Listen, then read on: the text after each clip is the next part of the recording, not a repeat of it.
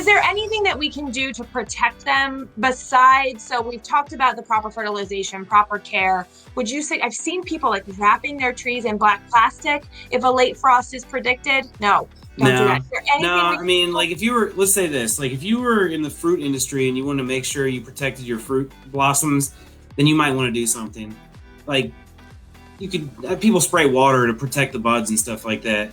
I mean, think about this. Not only frost are we talking about as far as what early weather can affect a tree, but think about ice and snow Yeah. and stuff that actually weighs the trunk down. So as far as protecting the tree, I would say just make sure it's pruned properly. Wintertime, and as we're coming out of wintertime, it may be, who knows? We're talking about something we could have done already. We can still do now, but supporting your trees. So looking at the tree structure, like a flowering pear tree is an example of a tree that has poor structure and that they could be supported. So although that tree may be affected by a late frost, it could also be affected by a late ice or snow that in combination with the blooms or the leaves that came out, the snow and the ice start hitting it, weigh it down, then you get some wind. That could cause some structural failure of a tree. And so looking at your tree to make sure that it's pruned properly so you get good airflow through it, the branches are spaced, that you have support cables in the trees, or that you remove branches that are likely to fail so that they don't rip in half and tear on your tree and then cause an injury that's hard for the tree to heal.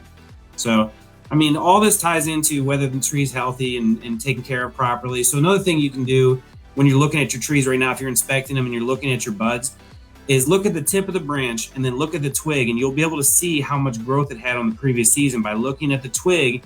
And if you follow the twig back, you'll see a ring around it. It's called a stipule scar. And you might see that this past year it grew 4 to 6 inches, and then the previous year it grew 18. And so that those will give you keys. If you look at the twig, you can follow it back in time and start to see how much growth did my tree put on this past year, and start to determine whether or not your tree's vigorous. And you could do that by comparing other trees. Let's say you have trees along your street and you're wondering if the one in front of your house is healthy. You can look at the twig and see how much growth it's putting on, and then look at another one across the street or down the street and see if it's putting on the same type of growth.